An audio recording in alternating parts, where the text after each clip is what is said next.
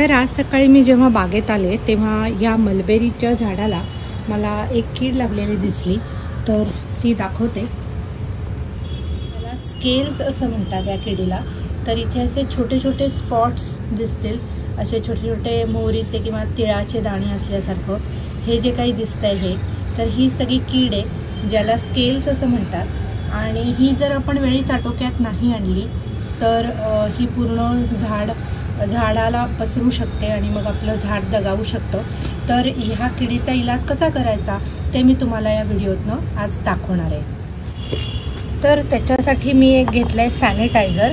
तर या कपमध्ये मी थोडंसं 1-2 चमचे सॅनिटायझर घेतलं आहे। तसंच एक जुना टूथब्रश घेतला आहे आणि एक स्वच्छ टिश्यू पेपर घेतला आहे।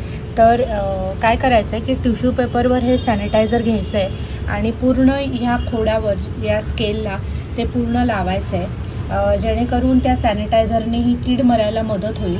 आणि मग हा जो टूथब्रश आहे या टूथब्रशने ही कीड अशी पूर्ण घासून घासून काढून टाकायची। जर टूथब्रशने निघाली नाही तर आपण छोटा चाकू किंवा कुठलंही एक धारदार अशा ज्यांनी पण खोडाला आपण जास्त इजा पोचवणार नाही अशा पद्धतीने वरवर हे घासून सगळी स्केल ही जी काही कीड आहे ही आपण काढून टाकायची।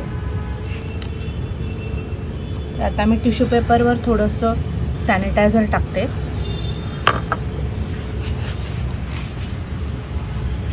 आणि हे असं पूर्ण त्या खोडाला मी लावून घेते।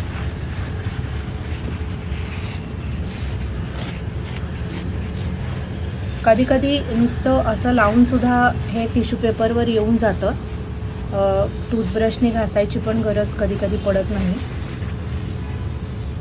आणि किडीला घासताना शक्यतो टिश्यू पेपर असा खाली धरायचा, म्हणजे जेणेकरून ती कीड जी काही आहे ती मातीत पडू नये, कारण जर ती मातीत पडली तर परत झाडाला लागू शकते। त्यामुळे मातीत न पडता अशी टिश्यू पेपर खाली धरून ही पूर्ण घासून घ्यायचे।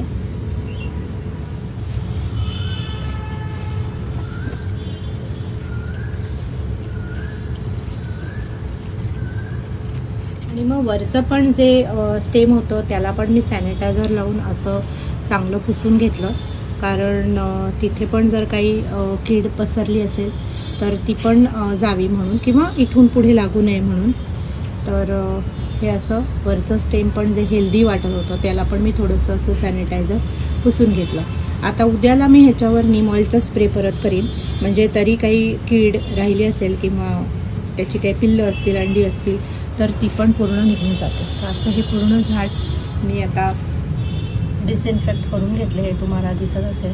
तर इथे मी थोडंसं हे खरवडून पण घेतलं आहे। जसं आपल्याला जखम झाल्यावर आपण एक अँटीबॅक्टेरियल पावडर लावतो, त्याचप्रमाणे इथे पण झाडाला आपण ही एक जखमच केलेली आहे, सो त्याच्यासाठी एक अँटीफंगल ट्रायकोडर्मा किंवा बॅविस्टिन असं मी तिथे लावेल। तर अशा प्रकारे आपण स्केल जर आपल्या झाडावर झाले असतील तर त्याच्यासाठी हा उपाय करू शकतो। आणि हा लगेचच करायला लागतो, कारण ही इतकी फास्ट पसरते कीड। आणि मग मी त्याला अशी ही अँटीफंगल पावडर पूर्ण स्टेमवर लावून टाकली, जेणेकरून त्याला कुठलाही फंगल डिसीज होऊ नये। तर अशा प्रकारे ह्या स्केलचा इलाज आपण केलेला आहे। पण दर 2-3 दिवसांनी परत लक्ष ठेवायला लागेल की परत हे आलेलं नाही आहे ना, किंवा 1-3-4 दिवसांनी परत ह्याच्यावर नीम ऑइलचा स्प्रे वगैरे करायला लागेल। तर अशा प्रकारे आपण स्केल्स जर आपल्या झाडावर झाले असतील तर त्याचा उपाय करू शकतो।